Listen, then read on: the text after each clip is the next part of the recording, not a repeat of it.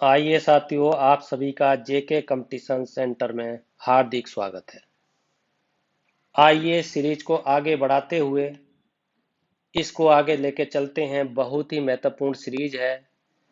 इस सीरीज से किसी भी कंपटीशन में कोई भी सवाल बचने वाला नहीं है। आइए आज इसको आगे बढ़ाते हैं। मौर्य साम्राज्य, मौर्य साम्राज्य के बारे में बताते हैं, जो बहुत ही महत्वपूर्ण है।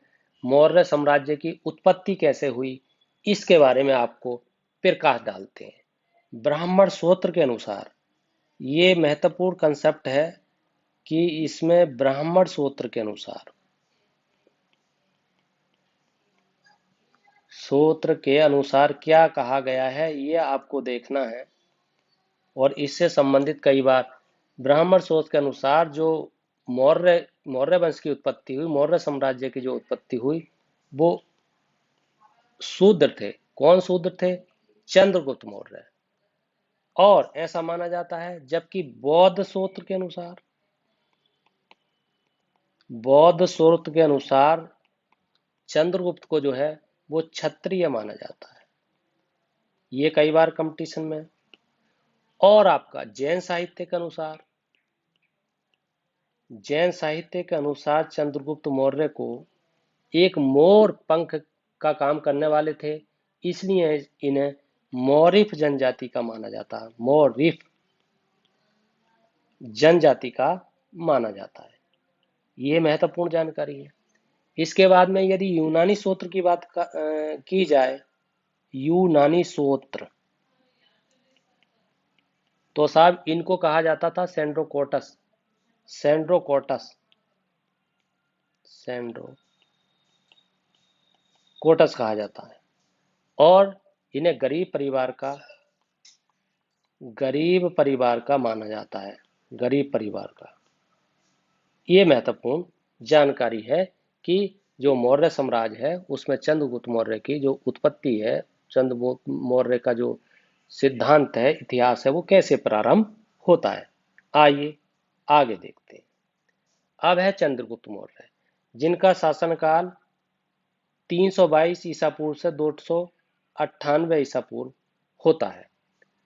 और चंद्रगुप्त जो मौर्य थे, उनकी उन्हें जो है एक तरीके से जस्टिन इस इतिहासकार हैं, उन्होंने लुटेरा कहा। ये कई बार कंपटीशन में आया, लुटेरा कहा चंद्रगुप्त को। और आपको ये भी ध्यान रखना है, चंद्रगुप्त की जो सैन्य शक्ति, उससे संबंधित भी बहुत प्रश्न आते हैं, जिसमें कि उसमें 6 लाख पैदल सैनिक थे। और आपका 30,000 घुड़सवार थे। 30,000 घुड़सवार थे। ये भी कई बार आपके कंपटीशन में आया है। उसके बाद में 9,000 हाथी थे। 9,000 हाथी थे। इसके बाद में आपके 8,000 रथ थे। इस तरीके की आपके मतलब सेना का विभाजन था। ये आपको ध्यान रखना है। इस तरीके से प्रश्न पूछा जा सकता है कि जस्टिन ने चंद्रगुप्त मौर्य को क्या उपाधि दी, क्या कहा, लुटेरा कहा, उसकी सैन्य शक्ति का विभाजन किस आधार पर था, कितने पैदल सैनिक थे, कितने हाथी थे, कितने रथ थे, कितने लोग पैदल चलते थे। आइए आगे देखते हैं, कुछ प्रश्न देखते हैं। अपने गुरु चाणक्य की सहायता से अंतिम नंद शासक घनानंद को पराजित कर 25 वर्ष की आयु में किसने मौर्य साम्राज्य की स्थापना की? चंद्रगुप्त मौर्य ने घनानंद को पराजित किया था। इसकी कहानी बड़ी विस्तार पूर्वक मैं जब विस्तार से पढ़ाऊंगा तो समझाऊंगा। अभी तो क्विक रिवीजन, किस तरीके से इसको घनानंद ने अपमानित किया था, किस तरीके से इसने प्रतिशोध की भावना ली थी, ये बहुत सारी बड़ी रोचक जानकारियां हैं। अशोक के अभिलेखों के अतिरिक्त किस शासक महाक्षत्रप का जूनागढ़, जिसे गिरनार लेक, मौर्य इतिहास के विषय में सूचनाएं प्रदान करता है? रुद्रदामन। ये रुद्रदामन के बारे में बताता है। आइए इससे संबंधित कुछ और जानकारी भी हो सकती थी। जैसे कि चाणक्य जो था, चाणक्य चाणक्य जिसे विष्णुगुप्त भी कहा जाता है, विष्णुगुप्त भी कहा जाता है, कौटिल्य भी कहा जाता है, ये चंद्रगुप्त मौर्य का प्रधानमंत्री था। और जो चंद्रगुप्त था उसने नंद वंश का नाश करके चंद्रगुप्त मौर्य को राजा बनवाया, राजा जो है बनाया, को नंद वंश का विनाश किया, नंद वंश का विनाश किया और चंद्रगुप्त मौर्य को राजा बनवाया। चाणक्य ने बिंदुसार और अशोक का मार्गदर्शन भी किया था, अर्थात इसके आगे आने वाले जो थे उनका भी क्या था। चाणक्य की जो पत्नी थी उसका नाम यशोमती था। चाणक्य ने तक्षशिला जो विद्यालय है, तक्षशिला विश्वविद्यालय जो है उससे पढ़ाई की थी और वहां के आचार्य भी बने थे, तक्षशिला के आचार्य भी बने थे। कौन? विष्णुगुप्त, कौटिल्य, चाणक्य, ये नाम आ जाते हैं, इन्हें गंभीरता से आप याद रखेंगे, ये आपको समझने की बात है। आइए आगे देखते हैं। मुद्रा राक्षस में चंद्रगुप्त को नंदराज का पुत्र माना गया है। इसमें उनको क्या कहा गया है? बिरसल कहा गया है। यूनानी लेखक चंद्रगुप्त मौर्य के लिए किस नाम का उल्लेख करते थे? एंडोकोटस या सेंडोकोटस। चंद्रगुप्त की सेना को डाकुओं का गिरह कौन कहता है? जस्टिन, मैंने ऊपर बताया भी था आपको। इस तरीके से ये आपका प्रश्न है। आइए अगला प्रश्न देखते हैं। आगे आपका आता है बिंदुसार। चंद्रगुप्त के बारे में बाद में बिंदुसार आता है। और मैं आपके इसके बारे में बता दूं, जो सेल्यूकस था, जिसका पूरा नाम सेल्यूकस निकेटर था, सिकंदर का प्रमुख सेनापति था। सिकंदर, सिकंदर की मृत्यु जब हुई तो बेबीलोन का शासक बना कौन? उसका सेल्यूकस निकेटर जो था, सिकंदर की मृत्यु के बाद वह बेबीलोन का शासक बन गया था, राजा बन गया था। साथ ही वह सिकंदर द्वारा जीते गए भारतीय और ईरानी क्षेत्रों का भी उत्तराधिकारी बन गया था। उसने सेल्यूसिड, सेल्यूसिड यानी सेल्यूसिड, ये कहेंगे, सेल्यूसिड नाम से साम्राज्य की नींव डाली थी और जो बेजिलियस थी उसकी उपाधि धारण की थी। सिकंदर की तरह ही सेल्यूकस ने भी भारत को जीतना चाहा था और इसीलिए उसने 304 ईसा पूर्व में 304 ईसा पूर्व में भारत पर आक्रमण किया, परंतु उसने मूर्खता की। चंद्रगुप्त ने उसको पराजित कर दिया। उसने संधि की जिसके तहत उसको अपने राज्य का समस्त पूर्वी उस समय प्रदेश था, जिसे कंधार कहते थे, हेरात कहते थे, कंधार, हेरात, ये वहां के प्रसिद्ध थे। और काबुल था, जैसे काबुल था, बलूचिस्तान था। ये जो क्षेत्र थे, इनको चंद्रगुप्त को देना पड़ा, सेल्यूकस को देना पड़ा। सेल्यूकस ने ही मेगास्तीन को राजदूत बनाया था, चंद्रगुप्त, और बना करके चंद्रगुप्त मौर्य के पास भेजा था। सेल्यूकस की बेटी थी हेलेना, उसका विवाह चाणक्य से प्रस्ताव मिला और फिर चंद्रगुप्त मौर्य से कराया गया। लेकिन इस विवाह के लिए चाणक्य ने दो शर्त रखी थी। पहली शर्त चाणक्य ने शर्त रखी, बिचौलिया चाणक्य थे। पहली शर्त रखी थी कि संतान जो उसके होगी वह कभी भी उत्तराधिकारी नहीं होगी, और दूसरी शर्त यह थी कि हेलेना जो एक विदेशी महिला है, ये कभी भी चंद्रगुप्त के कार्य में हस्तक्षेप नहीं करेगी। इस तरीके की शर्त थी। आइए, चंद्रगुप्त मौर्य ने 24 वर्षों तक शासन करने के बाद अपने किस पुत्र को सिंहासन पर बैठाया? बिंदुसार को। जैन परंपराओं में बिंदुसार की माता का नाम दूरधरा मिलता है। थेरवादी परंपरा के अनुसार बिंदुसार धर्म का अनुयायी था। किस धर्म का? ब्राह्मण धर्म का अनुयायी था। यूनानी लेखकों ने बिंदुसार को अमित्रकोडिज या अमित्रकट या अमित्रघात, शत्रुओं का नष्ट करने वाला, अमित्रकट का मतलब होता है, अमित्रकेडिज का मतलब होता है शत्रुओं को नष्ट करने वाला कहा। इसका संस्कृत रूपांतर क्या है? अमित्रघात। अमित्र का मतलब होता है जिससे मित्र ना हो, उससे घात करना, अर्थात उससे दुश्मनी करना, ये है। और मैं आपको बताऊं कि इसमें सबसे प्रसिद्ध जो है रहा, वो आपका था अशोक। और अशोक के बारे में बहुत ही ज्यादा प्रश्न पूछे जाते हैं। उसके बारे में मैं आपको यहाँ पर बताने वाला हूँ, जिसका शासनकाल 272 ईसा पूर्व से 232 ईसा पूर्व रहा। और अशोक ने 14 शिलालेख 14 शिलालेख का निर्माण कराया। और ये जो शिलालेख थे, जैसे कि शिलालेख वन बहुत बार आता है कंपटीशन में, इसलिए आपको गंभीरता, शिलालेख 1 और 2 जो थे, उसमें पशु बलि, यानी मनुष्य को पशु बलि नहीं करनी चाहिए, पशु बलि से संबंधित पशु बलि प्रतिबंध पर। शिलालेख जो 3 था, 3, उसमें आदमी का जो राजकीय पदाधिकारी होते थे, राजकीय पदाधिकारी मतलब राजकीय अधिकारियों के बारे में विवरण मिलता है, उल्लेख मिलता है, ये आपको ध्यान देना है। उसके बाद में आपका एक बहुत प्रसिद्ध है चौथा शिलालेख। चौथा शिलालेख इस तरीके के प्रश्न आ जाते हैं, आपको ध्यान, इसमें व्यवहार व्यवहार का उल्लेख किया गया है कि हमें एक दूसरे से किस तरीके का व्यवहार करना चाहिए, सनातन नियम कैसे अपनाना चाहिए, प्राचीन नियमों का कैसे उल्लेख करना चाहिए। शिलालेख जो 5 है, पांचवा शिलालेख, इसमें जो महामात्र होते थे, उन्हें कहते थे, जो बौद्ध धर्म को मानते थे, धम्म महामात्र। धम्म महामात्र मतलब एक प्रकार के अधिकारी होते थे, उनकी नियुक्ति कैसे की जाए, इसका उल्लेख है। इस तरीके के ये प्रसिद्ध हैं। और जैसे छठा शिलालेख भी है, उसके बारे में बताया गया है कि आत्म नियंत्रण पर बल देना चाहिए, व्यक्ति को आत्म संयम रखना चाहिए, व्यक्ति को अपना कंट्रोल करना चाहिए, बुरी बातों से दूर रहना चाहिए। शिलालेख जो 7 और 8 है संयुक्त, उसमें अशोक की तीर्थ यात्रा का वर्णन है।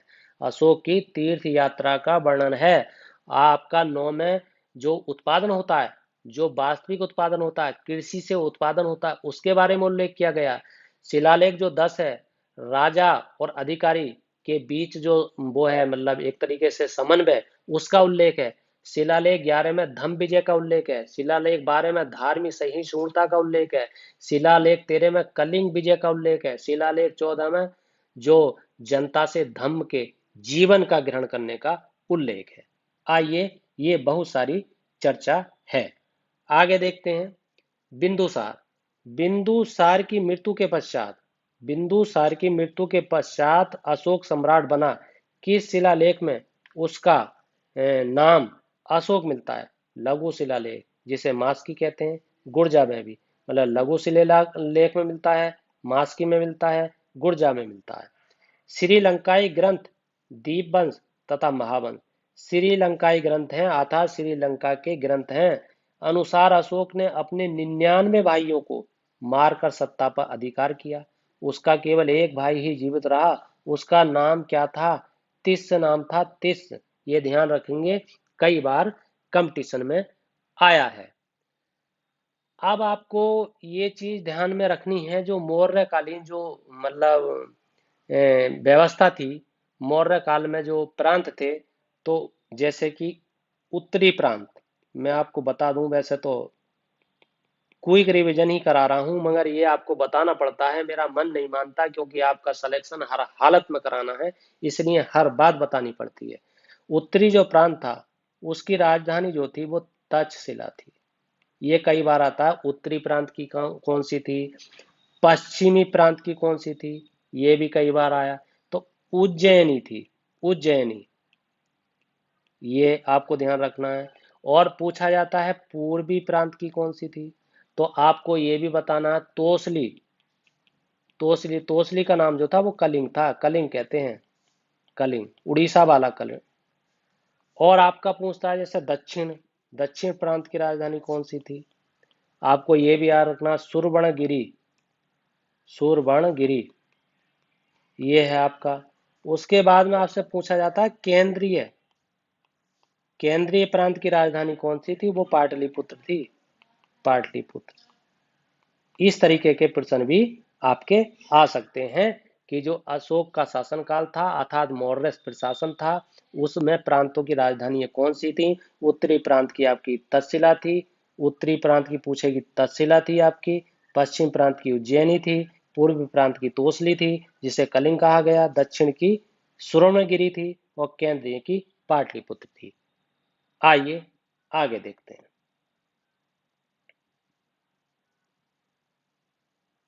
आगे आपका अशोककालीन पश्चिमी शक्तियां अर्थात यवन, कंधार, कंबोज, ये पश्चिम की शक्तियां थी का उल्लेख 5वें और 13वें शिलालेख में वर्णित है। किस अभिलेख में अन्न भंडार के विषय में जानकारी मिलती है?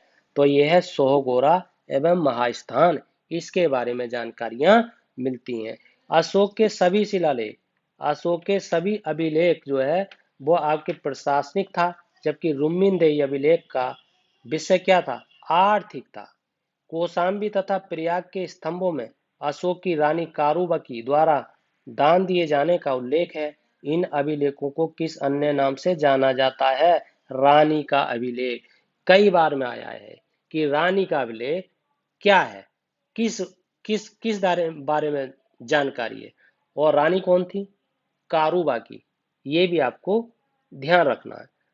और आपके प्रश्न इससे क्या बन सकते हैं, जैसे आता है उस समय अशोक के शासनकाल में अकाराध्यक्ष किसका अध्यक्ष होता था? ये खानों का होता था, खनिजों का होता था। और कई बार आया है आपका लक्षणाध्यक्ष, लक्षणाध्यक्ष जो था वो किसका होता था? ये आपको ध्यान रखना है। ये वन का होता था, जो वन से उत्पाद होते थे उनका ये केंद्रीय अधिकारी होता था।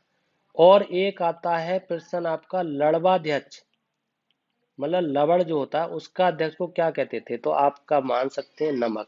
पहले भी नमक को लवण कहते थे, आज भी कहते हैं। एक आपका आता है मुद्राध्यक्ष।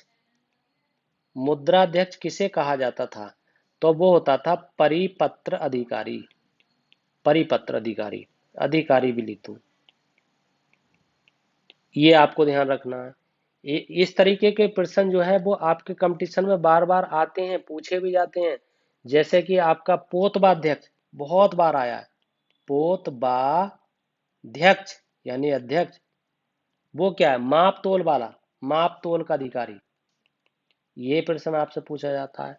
और आपको पूछा जाता है, एक आता है आपका जो कोषाध्यक्ष, कोषाध्यक्ष पूछा जाता है, तो आप इसे आसानी से कर देंगे इसका। इसे तो कोष का अध्यक्ष होता था, कोषाधिकारी। ये आपको ध्यान रखना है। ये इससे संबंधित अध्यक्ष हैं कि किसी न किसी अध्यक्ष के बारे में पूछा ही जाता है। जैसे एक देवता अध्यक्ष होता था उस समय, बता दूं, कुछ बातें ध्यान पे आ रही हैं तो जल्दी से बता ही देता हूँ। देवता जो अध्यक्ष अध्यक्ष होता था वो मंदिरों का अध्यक्ष होता था। और गो अध्यक्ष जो होता था वो राजसी मवेशी जो होते थे, मतलब राजकीय मवेशियों का अध्यक्ष होता था। मनाध्यक्ष जो होता था वो एक तरीके से आपका सर्वेक्षक होता था। पर्याध्यक्ष, पर्याध्यक्ष जो होता था वो व्यापार का नियंत्रण करता था। पत्याध्यक्ष जो होता था वो पैदल सेना का अध्यक्ष होता था। पतनाध्यक्ष जो होता था वो बंदरगाहों का अध्यक्ष होता था। संस्था अध्यक्ष जो होता था वो निजी जो व्यापार का नियंत्रण करते थे उनका अध्यक्ष होता था। शीताध्यक्ष जो होता था वो राजकीय भूमि का अध्यक्ष होता था। सूनाध्यक्ष जो होता था वो बूचड़ खाने का अर्थात जो कसाईगिरी का काम होता है उसका अध्यक्ष होता था। सूत्राध्यक्ष जो होता था वो वस्त्रों का अध्यक्ष होता था। सुराध्यक्ष जो होता था वो मदिरा का अध्यक्ष होता था अर्थात दारू का अध्यक्ष होता था। इस तरीके से साथियों, मित्रों, दोस्तों, बहनों, प्रश्न पूछे जा सकते हैं। आप जो बात मैं नहीं लिख पा रहा हूं उसे आप कान से सुनिए, कान से समझिए। 100% प्रश्न यहीं से आएंगे और हर हालत में एक भी प्रश्न बच के नहीं जाएगा, ये मेरी गारंटी है। आप आराम से जुड़े तो रहिए। आइए आगे देखते हैं। अर्थशास्त्र के मुताबिक वर्णाश्रम व्यवस्था के तहत किन वर्णों के लोगों को सेना में भर्ती करने का उल्लेख मिलता है? सभी 4 वर्णों में। और सभी 4 वर्ण कौन से हैं? बहुत अच्छे से मैं बता चुका हूं। मौर्य काल में नास्तिक धर्मों की लोकप्रियता में वृद्धि हुई, जिसकी ब्राह्मण धर्म में कठोर प्रतिक्रिया हुई। परिणाम स्वरूप सामाजिक वातावरण तनावपूर्ण था। इस तनाव को अशोक ने किससे भरने की कोशिश की? धम्म से। धम्म एक प्रकार का धर्म होता था जो अच्छी नीतियों का उदाहरण होता था। किसने भारतीय समाज को 7 वर्गों में बांटा? मैगस्तीन ने बांटा। कौन से थे? दार्शनिक था, कृषक था, शूद्र था, सैनिक था, पशुपालक था, शिल्पकार था, दस्तकार था और पार्षद था। ये पूछे जाते हैं कि जो भारतीय समाज को 7 वर्गों में बांटा वो किसने बांटा? आपका उत्तर होगा मेगस्तीनी ने। किन किन वर्गों में बांटा? आपका उत्तर होगा 7 वर्गों में बांटा। 7 वर्ग कौन से थे? जैसे दार्शनिक है, कृषक है, शूद्र है, सैनिक है, चरवाहा है, शिल्पकार है, मजिस्ट्रेट है, पार्षद है। ये 7 प्रकार के वर्ग होते थे। इतने प्रकार के वर्ग हैं जाति बिरादरी। और क्या प्रश्न हो सकता है? हाँ, आता है एक। मैं आपको और बता दूं, जो कहते हैं हम समाहर्ता, ये कौन था? बहुत बार आया। ये जो राजस्व वसूली करते हैं, राजस्व वसूली, उसका अधिकारी होता था। सन्निधाता पूछा जाता है कि सन्निधाता कौन होता था? तो ये कई बार है, ये कोषाध्यक्ष होता था। ये आपको ध्यान रखना है। और मैं महत्वपूर्ण बता दूं, युवराज किसे कहते थे उस समय? युवराज उस समय उत्तराधिकारी को कहा जाता था। उत्तराधिकारी को, ये आपको ध्यान रखना है। और नायक किसे कहा जाता था? ये भी बात कई बार पूछी जाती है। नायक जो सेना का संचालन करता था उसको नायक कहा जाता था। सेना का संचालन, ये आपको ध्यान रखना है। आइए आगे देखते हैं। मौर्य साम्राज्य की राजकीय मुद्रा चांदी से निर्मित थी, जिसका भार 3/4 तोले के बराबर था। इस राजकीय मुद्रा को क्या कहा जाता था? पड़। पड़ कहा जाता था। मौर्य काल की अर्थव्यवस्था में किस शब्द का प्रयोग समुद्री मार्गों के लिए किया जाता था? सैन्यापथ, जिसे शयान पथ कहते हैं। ब्राह्मणों को राज्य की ओर से कर मुक्त भूमि दान में दी जाती थी। इसे क्या कहा जाता था? ब्राह्मदे। ब्राह्मण को दी जाने वाली भूमि ब्राह्मदे। किस मौर्य शासक के समय में कश्मीर के श्रीनगर और नेपाल के ललित पाटन नामक नगरों का निर्माण हुआ? अशोक के काल में। अशोक के काल में हुआ। अब इसमें आपको एक चीज मैं बताता चलूं कि जो सिक्के थे, मतलब उस समय के जो सिक्के थे, तो जैसे स्वर्ण सिक्के को क्या कहते थे? स्वर्ण जो सिक्के थे, स्वर्ण सिक्कों को निष्क कहा जाता था। और एवं सुवर्ण भी कहा जाता था। सुवर्ण, जिसका वर्ण सुंदर हो। और आपका चांदी के सिक्के को क्या कहा जाता था? ये प्रश्न आ सकते हैं, इसलिए चांदी के सिक्कों को पड़ कहा जाता था। ऊपर बताया गया रुपये कहा जाता था। और आपका धारण कहा जाता था। धारण, धारण करने। और शतमान कहा जाता था। ये आपको ध्यान रखना है। और क्या कहा जाता था? तांबे के सिक्कों को क्या कहा जाता था? ये भी आपको ध्यान। मास्क कहा जाता था। और आपका भाषक क्या कहा जाता था? भाषक। और आप कांकड़ी, कांकड़ी भी कहा जाता था। ये ध्यान रखना है। चांदी और तांबे के जो सिक्के मिश्रित होते थे, चांदी एवं तांबे के जो सिक्के थे और वो मिश्रित थे, मिश्रित, उन्हें क्या कहा जाता था? ये भी प्रश्न कई बार पूछा है। उसे कहा जाता था कासारपण।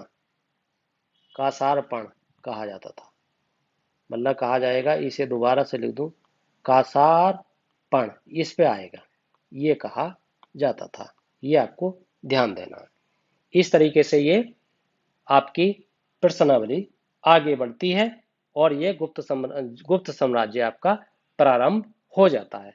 आपका ये अभी तक हमने मौर्य साम्राज्य जो है उस पे आपका जिक्र किया है। अब आपका गुप्त साम्राज्य आता है। देखिए, अब गुप्त साम्राज्य की जो भाषा थी या भाषा बली है, उसके बारे में आपको बताना है कि इसका प्रारंभ किस तरीके से हो जाता है, किस तरीके से इसमें कौन कौन सी जो महत्वपूर्ण बातें हैं वो कौन कौन सी हैं, किस तरीके का इसमें जिक्र होता है।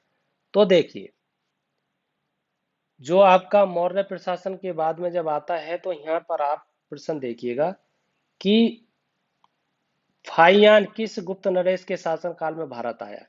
चंद्रगुप्त द्वितीय 375 से 415 ईस्वी में। किस चीनी यात्री ने कुमारगुप्त प्रथम, शक्रादिव्य, बुद्धगुप्त, बालादित्य आदि गुप्त जो शासकों का उल्लेख किया है वो किसमें किया है? तो आपकी हैंसांग के द्वारा। गुप्तकालीन स्वर्ण सिक्कों का सबसे बड़ा संग्रह कहां से प्राप्त होता है? बयाने से प्राप्त होता है। और बयाना कहाँ है? राजस्थान में है। मेहरौली, जो मेहरौली दिल्ली में है। लोह स्तंभ, जो कन्नड़ प्राप्त लेख में किसकी प्रशस्ति की गई है?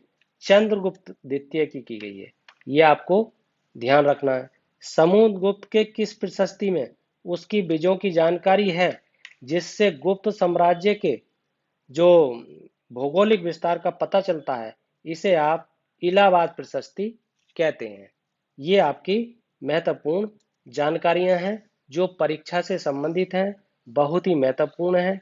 इन प्रश्नों को आप बार बार करेंगे, बार बार समझेंगे तो इनसे आपको अतिरिक्त फायदा होगा। कोई भी प्रश्न आपका बचने नहीं पाएगा, हर हालत में आपके प्रश्न होंगे, क्योंकि इन प्रश्नों से संबंधित जितने भी ये प्रश्न आपके सीरीज में शामिल किए गए हैं वो आने लायक हैं। अब गुप्त जो साम्राज्य है, इसमें जो शासक हैं वो कौन कौन से हैं? जैसे कि इसमें जो एक श्रीगुप्त प्रथम संस्थापक तथा घटोत्कच घटोत्कच ये थे। उसके बाद में आपका चंद्रगुप्त प्रथम आता है। ये मैं एक तरीके से आपको सीरीज बता देता हूं। फिर उसके बाद में आपका समुद्रगुप्त आता है। समुद्रगुप्त आता है। उसके बाद में समुद्रगुप्त के बाद में आपका कुमारगुप्त प्रथम आता है। कुमारगुप्त प्रथम आता है। कुमारगुप्त प्रथम के बाद में आपका स्कंदगुप्त आता है। स्कंदगुप्त के बाद में आपका स्कंदगुप्त के बाद में आपका पुरुगुप्त आता है। पुरुगुप्त पुरुगुप्त के बाद में आपका कुमारगुप्त द्वितीय आता है। ये आपको याद रखना है। कुमारगुप्त द्वितीय मतलब इस तरीके से लिखे देता हूं। उसके बाद में आपका बुद्धगुप्त आता है। उसके बाद में आपका भानुगुप्त आता है। उसके बाद में आपका कुमारगुप्त तृतीय आता है। तृतीय भी था, तृतीय, और लास्ट में विष्णुगुप्त आता है। ये आपको मैं जानकारी देने का प्रयास किया है। इस तरीके के प्रश्न भी आते हैं कि संस्थापक कौन था, चंद्रगुप्त प्रथम जो है था उसका उत्तराधिकारी कौन था, ये आपका है। अच्छा, इससे संबंधित क्या एक विदेशी आए थे, उन विदेशियों के बारे में कई बार प्रश्न पूछा जाता है। जैसे फाहियान, फाहियान जो था उसके यात्रा वृत्तांत को क्या क्या कहा गया? ये प्रश्न कई बार आता है। फो, क्यो और की, ये आता है कई बार। हैंसांग जो आया था उसके यात्रा वृत्तांत को क्या कहा गया? ये आपको सी यू की कहा गया। ये आपको ध्यान रखना है। उसके बाद में आपका आता है अल बरूनी। अल बरूनी ये बहुत महत्वपूर्ण है। उसके यात्रा वृत्तांत को क्या क्या कहा गया? तहकीक ए हिंद। ये आपको याद रखना है। और चंद्रगुप्त के 9 दरबारी कवि थे, जिसमें मैं आपको बता दूं 9 दरबारी कवि जो बहुत बार पूछा जाता है, जैसे कि आपका कालिदास थे, और आपके कालिदास के बाद में धनवंतरी थे। धनवंतरी बहुत बार मिलाने के लिए आता है। छपड़क थे, छपड़क छपड़क थे। आपके अमर सिंह थे। आपके अमर सिंह के बाद में आपका एक थे शुक्र जिन्हें कहा जाता है। उसके बाद में बेताल भट्ट थे। और आपका केवल हरिशेन थे। और आपका जो है बराह मिहिर थे। बराह मिहिर थे। और आपके बरूरुचि थे। बरूरुचि। ये आपके 4 ये हैं, 5 ये 9 थे। ये बार बार आ जाता है कि ये कौन से थे। और कालिदास, आप यहाँ ये भी समझ लें अच्छी तरीके से, कालिदास जी थे वो नाटककार थे। धनवंतरी जी थे वो औषधि के ज्ञाता थे। छपड़क जो थे वो ज्योति के ज्ञाता थे। और आपके जो ये शुक्र थे ये जो वास्तुकला के ज्ञाता थे। बेताल जो भट्ट थे वो जादू मंत्र जानते थे। हरिसेन जी थे वो एक कवि थे, कविता लिखते थे। बराहमीर जो जानते थे वो ज्योतिषी थे। और बरु रुचि जो थे वो संस्कृत के ज्ञाता थे। ये आपको ध्यान रखना है। आइए, ये आपकी महत्वपूर्ण सीरीज यहाँ पर खत्म होती है। और हमने आपको इस तरीके से बहुत सारे प्रश्न आपको कराए, जिसमें हमने आपको बताया कि मौर्य काल से हमने प्रारंभ किया और गुप्त काल तक हमने इसको समाप्त किया। और गुप्त काल में मैंने आपको शुरू में बताया था कि मौर्य की उत्पत्ति कैसे हुई। तो वो सॉरी, मौर्य काल में मैंने आपको बताया कि मौर्य की उत्पत्ति कैसे हुई। ब्राह्मण शोध के अनुसार मैंने बताया कि इसे मौर्य को जो चंद्रगुप्त मौर्य थे शूद्र मानते थे। बौद्ध शोध के अनुसार चंद्रगुप्त मौर्य को क्षत्रिय माना जाता था। जैन साहित्य के अनुसार चंद्रगुप्त को मोर पालने वाला माना जाता था।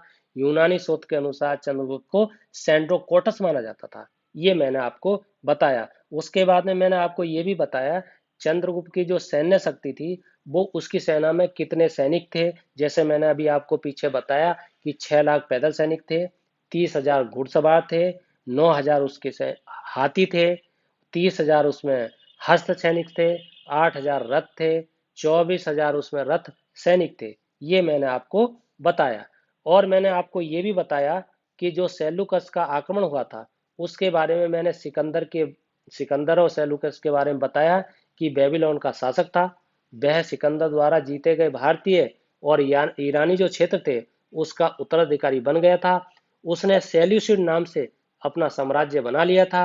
और सिकंदर की ही तरह सेल्यूकस भी भारत को जीतना चाहता था। बहुत लालची था, बहुत ही कमीनी प्रवृत्ति का था। इसलिए उन्हें 304 ईसा पूर्व भारत पर आक्रमण कर दिया। और भारत पर आक्रमण करके उसने एक मूर्खता कर दी। चंद्रगुप्त ने उसे पराजित कर दिया क्योंकि बहुत चालाक व्यक्ति था। और जब पराजित किया तो उसने मजबूर होकर उसके पैर पकड़े और संधि कर ली। संधि के तहत उसने जो कंधार था, हेरात था, काबुल था, गंधार था, बिलूचिस्तान था, चंद्रगुप्त को देने पड़े। और चंद्रगुप्त का साम्राज्य इस तरीके से ईरान तक फैल गया। ये मैंने आपको बताया। सेल्यूकस ने मेगिस्तीन को राजदूत बनाकर चंद्रगुप्त मौर्य के पास भेजा। सेल्यूकस की बेटी थी एक हेलेना, मैंने बताया। उसका विवाह चाणक्य के सामने विवाह का प्रस्ताव रखा। चाणक्य ने कहा कि ठीक है विवाह तो कर लेंगे, परंतु हेलेना से जो पुत्र होगा वो पुत्र कभी भी राज्य का उत्तराधिकारी नहीं बनेगा। और हेलेना एक विदेशी है, इसलिए उत्तराधिकारी विदेशी नहीं होगा। और दूसरी शर्त चाणक्य के सामने रखी कि चंद्रगुप्त के राज्य कार्य में हस्तक्षेप नहीं करेगा। ये मैंने आपको बताया। उसके बाद में मैंने आपको बताया कि अशोक के 14 शिलालेख हैं। वो शिलालेख 1 और 2 के बारे में मैंने आपको बताया। उसके बारे में मैंने बताया कि पशुपली जो पशु बलि से संबंधित है, पशु बलि मनुष्य को नहीं करनी चाहिए, उससे संबंधित नियम बताए। शिलालेख जो 2 है, व्यवहार कैसे किया जाता है, राजकीय पदाधिकारी को कैसा व्यवहार करना चाहिए, इसके बारे में मैंने आपको बताया। उसके बारे में साथियों, दोस्तों, मित्रों, मैंने शिलालेख 4 के बारे में बताया कि व्यवहार का सनातन पर नियंत्रण की व्याख्या कैसे की जाती है। शिलालेख 5 में धम्म महामात्रों की नियुक्ति कैसे की जाती है, उनके कार्य क्या हैं, उनके उनके लिए आदेश कौन कौन से लागू होते हैं, इसके बारे में बताया। शिलालेख 6 में ये बताया गया था कि अपने आप पर नियंत्रण कैसे किया जाता है, अपने आप को कंट्रोल कैसे किया जाता है, अपने आप को सुधारा कैसे जाता है, अपने आप के ऊपर पूरी तरीके से अपने आप को बस में कैसे किया जाता है, ये मैंने आपको बताया। शिलालेख 7 और 8 के बारे में मैंने बताया कि अशोक किस तरीके की तीर्थ यात्रा करते थे, उसका उल्लेख है, किन किन चीजों की वो परेशानियां उठाते थे, किन किन चीजों को परेशानियों पर नियंत्रण करते थे, इसके बारे में 7 और 8 शिलालेख में उल्लेख है। 9 में मैंने बताया कि फसल का उत्पादन कैसे होता है, इसके बारे में बताया। मैंने 10 में आपको बताया था कि राजा और अधिकारियों के बीच में व्यवहार कैसा होना चाहिए। शिलालेख 11 में धर्म विजय, धर्म की विजय कैसे होती है, इसके बारे में मैंने आपको बताया। शिलालेख 12 में मैंने धार्मिक सहिष्णुता के बारे में बताया। शिलालेख 13 में कलिंग युद्ध का वर्णन है, जिसके बारे में अशोक का हृदय परिवर्तन हो गया था और उसने जीवन में कभी भी युद्ध न करने की कसम खाई थी। शिलालेख 14 में जनता से धर्म का जीवन किस तरीके से व्यवहार में आता है वो मैंने आपको बताया। उसके बाद में मैंने आपको ये भी बताया था कि जो कौटिल्य है उसके 7 अंग होते हैं, जिसमें सम्राट होता है, अमात्य होता है, दुर्ग होता है, कोष होता है, बल होता है, मित्र होता है। ये राज्य के 7 अंग होते हैं। इसके बारे में मैंने आपको बताया। और मैंने आपको ये भी बताया था कि जो महत्वपूर्ण शब्दावली है वो भी जैसा नवाध्यक्ष है वो जहाज का अध्यक्ष होता था, कोषाध्यक्ष है कोष का अध्यक्ष होता था, धयुताध्यक्ष है धूत कीड़ा का अध्यक्ष होता था, सूनाध्यक्ष है बूचड़ खाने का अध्यक्ष होता था, सुराध्यक्ष है मद्रिया का अध्यक्ष होता था, सूत्राध्यक्ष है बस्त्र का अध्यक्ष होता था। इस तरीके की जानकारी मैंने आपको दी थी। उसके बाद में मैंने आपको ये भी बताया था कि जो मौर्य प्रशासन है, उत्तरी प्रांत की राजधानी क्या होती थी, उसे तक्षशिला कहते थे। पश्चिम प्रांत की राजधानी क्या होती थी, उज्जैनी कहते थे। पूर्वी प्रांत की राजधानी क्या होती थी, कलिंग कहते थे। आपको मैंने बताया कलिंग का दूसरा नाम तोसाली था। दक्षिण प्रांत की राजधानी क्या होती थी, सुवर्णगिरी होती थी। केंद्रीय प्रांत की पाट पाटलिपुत्र होती थी। मैंने ये बताया। उसके बाद में मैंने ये बताया कि स्वर्ण के जो सिक्के होते हैं उन्हें क्या कहा जाता था, उन्हें निष्क कहा जाता था। चांदी के सिक्के को पड़ कहा जाता था, धारण कहा जाता था, शतमान कहा जाता था, रुपये कहा जाता था। तांबे के सिक्कों को क्या कहा जाता था, मैंने लिख के बताया, मास कहा जाता था, भास्क कहा जाता था, कांकड़ी कहा जाता था। मैंने ये भी बताया कि चांदी और तांबे का जो मिश्रित सिक्का होता है उसे कासारपड़ कहा जाता था। ये मैंने आपको बताया। साथियों, इस तरीके से मैंने आपको रिपीट करा रखा है कि आप अच्छे ढंग से अगर याद करेंगे, समझेंगे, सुनेंगे तो आपका किसी भी तरीके से कोई भी प्रश्न आपका बचने वाला नहीं है। और चाहे वो टेट हो, चाहे वो सी टेट हो, चाहे आपका यूपी ट्रिपल एस सी हो, चाहे आपका एनटीपीसी हो, चाहे आपका आईएएस हो, चाहे आपका पीसीएस हो, चाहे आपका किसी भी प्रकार का कोई भी प्रश्न इतिहास से संबंधित अगर आता है तो हर हालत में आपका प्रश्न सही होगा। किसी भी प्रश्न का कोई भी उत्तर गलत नहीं हो सकता। ये मैंने आपको बताया। इसी तरीके से मैंने आपको जो गुप्त काल थी, गुप्त काल के बारे में जो मैंने अभी बताया कि गुप्त काल में 9 कवि थे और 9 कवि के नाम मैंने यहाँ सामने आपको लिख भी दिए हैं, ये बताया। फिर मैंने आपको ये भी बताया था, याद होगा, कि जो श्रीगुप्त था वो गुप्त वंश का संस्थापक था। उसके बाद में चंद्रगुप्त आया, उसके बाद उसका उत्तराधिकारी समुद्रगुप्त था। समुद्रगुप्त का चंद्रगुप्त द्वितीय था और जिसे विक्रमादित्य कहते थे। उसका उत्तराधिकारी कुमारगुप्त प्रथम था। उसका उत्तराधिकारी स्कंदगुप्त था। फिर पुरुगुप्त था। फिर कुमारगुप्त द्वितीय था। इस तरीके से मैंने विष्णुगुप्त तक आपको बताया। फिर अब आपको ये सामने लिखा हुआ है, मैंने आपको बताया था कि जो चंद्रगुप्त द्वितीय थे उसके दरबार में 9 रत्न होते थे और 9 रत्न में आपके सामने मैंने बताया था कि कालिदास था जो नाटककार था, धनवंतरी थी धनवंतरी था जो औषधि का ज्ञाता था, छपड़क था जो ज्योतिषी शास्त्री था, अमर सिंह था जो अमर कोश का अध्यक्ष था, शुक्र था जो वास्तुकला का अध्यक्ष था, बेताल भट्ट था तो जादू जानता था, हरिसेन था जो एक कवि था, बराहमीर था जो एक ज्योतिषी था और बरुरुचि था जो संस्कृत का ज्ञाता था। ये मैंने आपको बताया। उसके बाद में मैंने आपको ये भी बताया कि जो फाइयान आए वो फाइयान जो है आपके किस तरीके से उनकी यात्रा वृतांत को क्या कहा गया, हेनसाग की यात्रा वृतांत को क्या कहा गया, अल बरूनी की यात्रा वृत्तांत को तहकीक हिंद कहा गया। ये मैंने आपको बताया और ये सारे कवि आपको बताए। आइए साथियों, यदि आप गंभीरता से जुड़ते हैं, गंभीरता से इस वीडियो को देखते हैं, हर हालत में आपका सिलेक्शन होगा। आप पूरी उम्मीद रखिए। जो एग्जाम पैट का होने वाला है 20 अगस्त को होने वाला है, शायद शुक्रवार का दिन है। आप तैयार हो जाइए, निश्चित रूप से आपको सफलता मिलेगी। आइए, इसी के साथ आपका बहुत बहुत धन्यवाद।